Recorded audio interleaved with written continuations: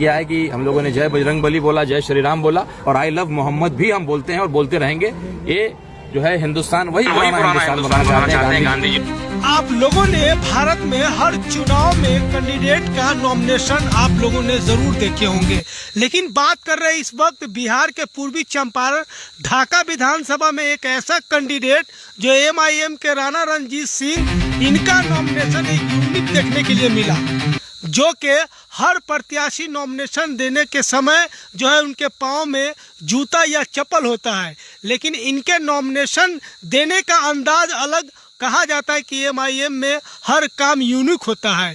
बिना चप्पल जूता के ही नॉमिनेशन देने चले गए अनुमंडल में। उसके बाद सोशल मीडिया पे चर्चा का विषय बना हुआ है। राणा रणजीत सिंह नॉमिनेशन देने के बाद मीडिया से क्या कुछ बात किए, आइए हम आपको पूरी इस वीडियो में सुनवाते हैं। फिलहाल आप देख रहे थे आपका अपना सोशल मीडिया प्लेटफॉर्म जनता की आवाज।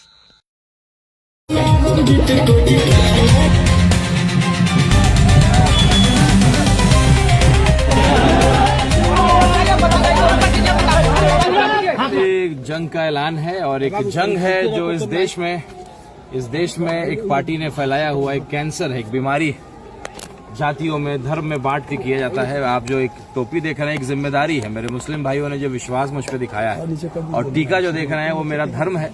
अपने धर्म को सम्मान करते हुए हर धर्म का सम्मान किया जाना चाहिए और राजनीतिक मंच पे जाति और धर्म को नहीं लाना चाहिए, खास करके जो धर्म को लाया जाता है। एक कैंसर जो फैला हुआ है, राणा रणजीत सिंह जैसा पढ़ा लिखा नौजवान ये वैक्सीनेशन का काम करेगा। ये जो कैंसर है समाज को तोड़ने वाला, उसके वैक्सीनेशन का नाम है राणा रणजीत, उसके वैक्सीनेशन का नाम AIMIM, उसके वैक्सीनेशन का नाम है हर वो पढ़ा लिखा हिंदू, हर वो पढ़ा लिखा मुसलमान जो कहीं न कहीं शिकार हो रहा है, एक पार्टी के षड्यंत्र का शिकार हो रहा है।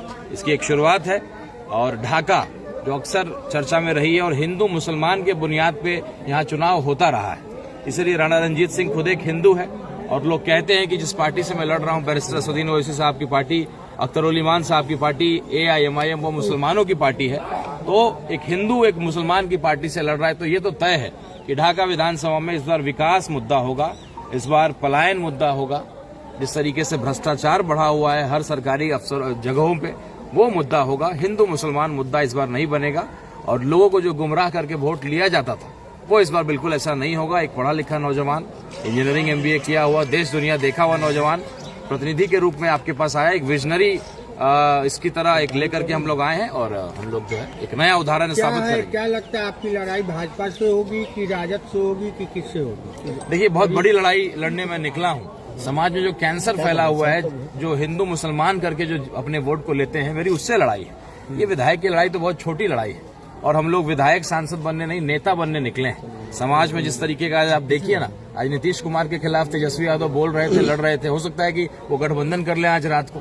तो ये सिद्धांत विहीन राजनीति जो बढ़ता जा रहा है। राणा रणजीत सिंह, AIMIM जिस पार्टी से मैं लड़ा लोकसभा का चुनाव, लोगों ने आरोप लगाया कि चुनाव हारूंगा, जीतूंगा, पार्टी को छोड़ूंगा, लेकिन राणा रणजीत सिंह डंके की चोट पे आकर के फिर से उसी पार्टी से, और पहली पार्टी है और हर मंच पे कहता हूं कि पहली और आखिरी पार्टी है। ये जो दल बदलू का जो एक नया जो आचरण बढ़ता जा रहा है, उसको खत्म करना है और नई पीढ़ी को सिखाना है कि आइए नेता बनते हैं। विधायक सांसद नेता नहीं होता है, नेता वो होता है जिसको लोग सुनते हैं, जिसपे लोग विचार करते हैं, उसकी बातों से जो सहमत होते हैं, तो एक नया दिशा को पॉजिटिव पॉलिटिक्स को ले जाना चाहिए। क्या होगी अगर ढाका की जनता ने आपको चुना? प्राथमिकताएं क्या? प्राथमिकता होगी कि जनता को मैं ताकत देने का काम करूंगा। मेरे पिताजी स्वर्गीय सीताराम बाबू सांसद रहे, लंबे समय तक मंत्री रहे, उन्होंने जनता को ताकत दिया। वोट देकर के आप अपने नेता को ताकत देते हैं और तब वही ताकत मैं अपने जनता को लौटाऊंगा।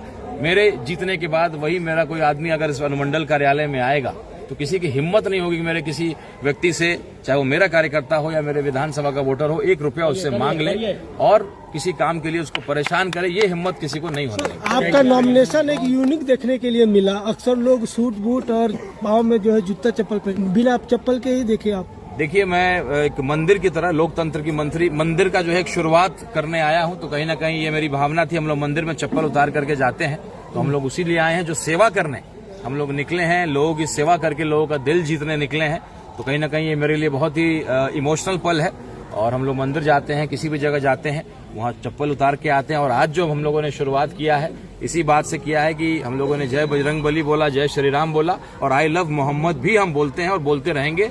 ये जो है हिंदुस्तान, वही पुराना हिंदुस्तान बनाना चाहते हैं, गांधी जी वाला हिंदुस्तान, जहाँ मुसलमान की लड़ाई एक हिंदू का बेटा लड़े और हिंदू की लड़ाई एक मुसलमान का बेटा लड़े। वही हमारा प्रयास है, वही पुराना हिंदुस्तान। आपने पहली बार किसी राजपूत पर भरोसा जताया, इस भरोसा को आप कैसे समझते हैं? ऐसा नहीं है कि पहली बार विश्व दिखाया है, कई हिंदू भाइयों को टिकट मिला है।